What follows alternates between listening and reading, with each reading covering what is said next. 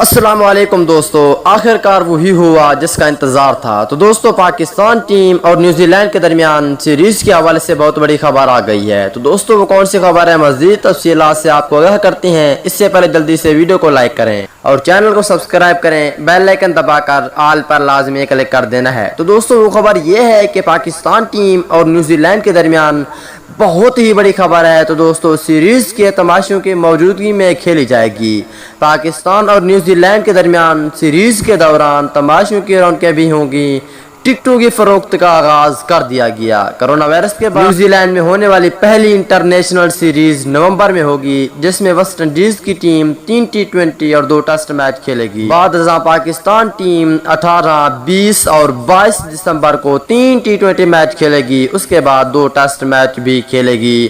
پہلا test match 26 دسمبر اور دوسرا ٹیسٹ میچ 3 جنوری 2021 سے شروع ہوگا۔ تو دوستو، ابھی تک انگلینڈ میں ہونے والے انٹرنیشنل میچ تماشوں کے بغیر ہوئے۔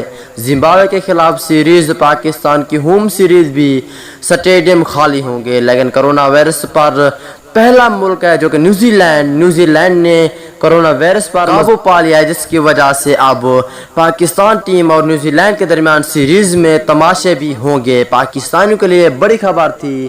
اگلی ویڈیو تک اجازت دیجیے، اللہ حافظ۔